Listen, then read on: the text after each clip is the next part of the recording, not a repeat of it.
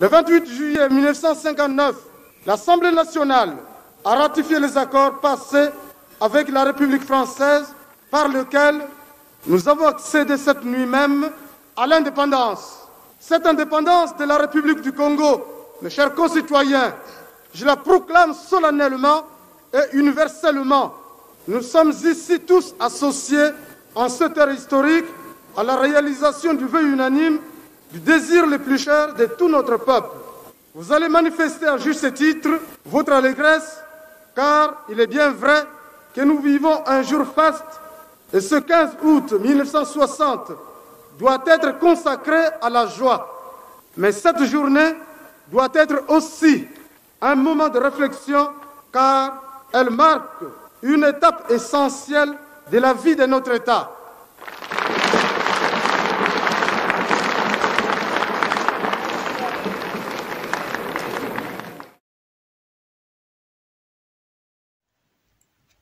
Mes chers compatriotes, le Congo a été déclaré indépendant, non pas le 14, comme le fait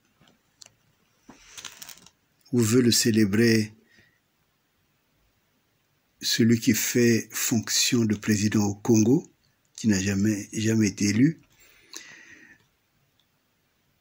mais le 15. Et en cette date du 15, je ne viens pas vous souhaiter une bonne fête, mais je viens vous souhaiter une intelligente résistance. Parce que le Congo, notre Congo, a été déclaré indépendant le 15 août, et ce n'était pas une fantaisie. C'est un combat qui a été livré par le premier président du Congo, M. Fulbert Yulu. Et quand Fulbert Yulu s'est battu même contre ses alliés de combat au niveau de l'Afrique, pour que cette date soit réservée pour le Congo, et il le faisait à dessein. Parce qu'il voulait donner au Congo un destin particulier. Il était prêtre, c'est l'abbé Fulbert Yulu. Et en tant que prêtre, il connaissait la signification du 15 août. Il s'agit de la fête de l'Assomption de la Vierge Marie,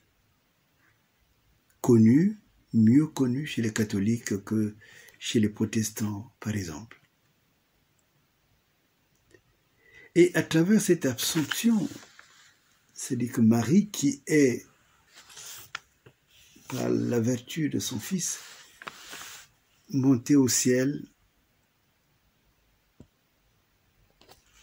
à travers cette Assomption, donc, je disais,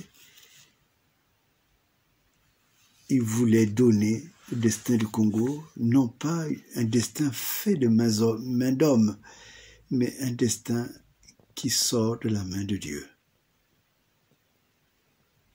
Et c'est dans cette perspective qu'il a travaillé. Et c'est dans cette perspective qu'il a créé, a donné avec ceux qui lui étaient proches, comme Opango et comme beaucoup d'autres. C'est la grande période où le Congo a connu un brassage, je dirais, par-delà les ethnies. Le Congo s'est fondé à ce moment-là. Et beaucoup confondent le 15 août, date de l'indépendance, au 13, 14, 15 août, et qui est aussi une date qui a été choisie à dessein pour combattre, en fait, non seulement Yulu, mais pour combattre la République du Congo. Pour moi, le 13, 14 et 15 août, c'est ce que j'appelle la fausse République. C'est-à-dire que c'est à partir de ce moment-là qu'on a mis le germe de la violence au Congo. Le Congo est devenu un pays qui est constamment en guerre. Et l'apogée, c'est avec Sassou Nguesso, qui a créé le plan Mouebara, que j'ai dénoncé dans le livre Le génocide de Lari. Mais pas de là le génocide de Lari, c'est tout le Congo qui vit un état de génocide permanent. Donc, au moins ceux qui savent le sens du 15 août, vous devez revenir au sens de la République du Congo. Hors de cela, point de salut. Hors de cela, nous allons toujours aller de guerre en guerre. Parce que la consécration qui a été faite n'est plus la consécration à Dieu, mais c'est devenu la consécration satanique. C'est pour cela qu'à Brazzaville, tous les cultes sataniques pullulent. C'est pour cela que le vol a été érigé en système économique, politique. C'est pour cela que le crime a été institutionnalisé et alors l'impunité est devenue la règle de fonctionnement de cette république, cette fausse république. Il ne s'agira pas de revenir au passé, mais il s'agira de continuer la vraie république. Et donc, quand d'autres vont se lancer dans le beuverie, je voudrais vous inviter, surtout ceux, vous qui connaissez le sens de ce 15 août, à prier pour que le vrai Congo revienne au Congo.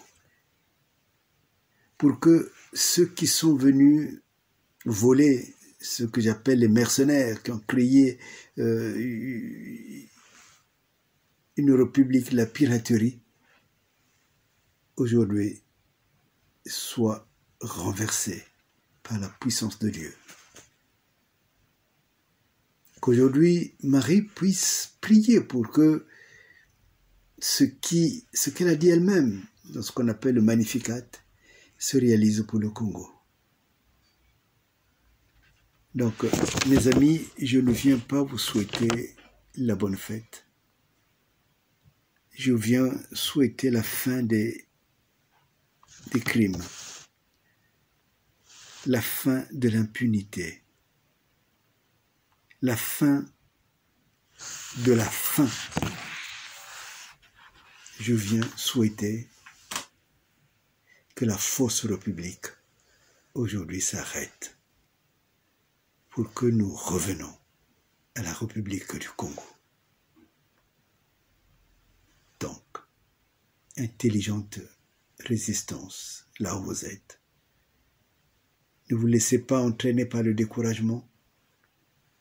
Il n'y a rien d'impossible à Dieu.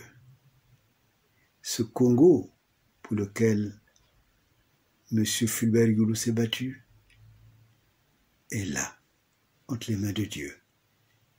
Et ce que Sonny Labou Tamsi appelait la parenthèse du sang, cette parenthèse-là, je prie qu'elle s'arrête.